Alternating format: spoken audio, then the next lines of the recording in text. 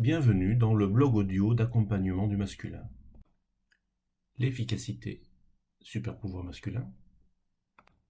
S'il est bien une qualité dont beaucoup d'entre nous s'enorgueillissent, c'est bien celle d'être efficace. Du bricolage à la voiture, en passant par la gestion de projet ou la meilleure façon d'allumer un barbecue, nous avons presque toujours un mot à dire sur la façon de les mener à bien. Mini James Bond de la vie quotidienne, peu de sujets semblent échapper à notre expertise, même si 007 de notre temps, nous ne sommes plus toujours aussi infaillibles. Au-delà d'un léger atavisme à vouloir occuper le devant de la scène, lorsque nous mettons en route une méthodologie pour résoudre efficacement un problème, notre approche cherche à en maîtriser les paramètres pour les mettre rigoureusement en équation.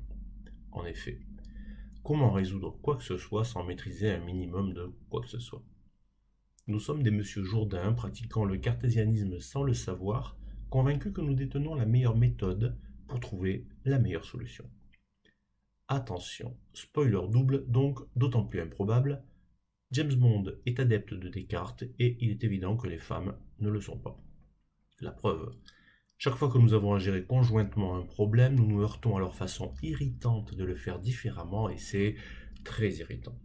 D'ailleurs, posons-nous la vraie question, une femme peut-elle être efficace ? Oups, était-ce bien raisonnable ? Il va falloir y répondre, James, et ça va être dur, très dur. Car nos épouses, compagnes, collègues de travail, relations féminines, toutes font la démonstration jusqu'à l'horripilant que sans méthode, ou tout du moins sans la nôtre, il est possible d'atteindre un résultat. Peut-être pas exactement le même, en y regardant de près, vraiment pas le même. Peut-être pas exactement comme nous l'avions imaginé, en sommes-nous d'ailleurs capables, mais qui au final fonctionne. C'est proprement énervant. Notre méthode n'est pas la méthode. Notre résultat n'est pas le résultat. Il n'y a ni méthode, ni solution unique. L'univers en propose une infinité, sans qu'il soit possible de prétendre si l'une a ou aura le dessus sur l'autre. Alors, proposons une piste pour explorer ces deux approches si différentes. Le masculin semble essentiellement aborder la résolution des problèmes avec sa raison, prêtant peu attention à ses ressentis ou ses émotions.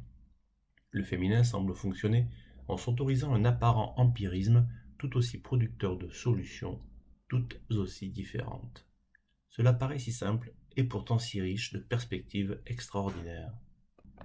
L'efficacité n'est pas dépendante d'une méthode. Vouloir tout enfermer dans un processus contrôlant pour obtenir avec certitude un résultat amène toujours au même résultat. Le contrôle engendre une forme de stérilité. L'infini des possibles ne peut se révéler qu'en laissant s'exprimer les capacités de création incroyablement complémentaires du masculin et du féminin. Donc, cher James, la femme sait être efficace.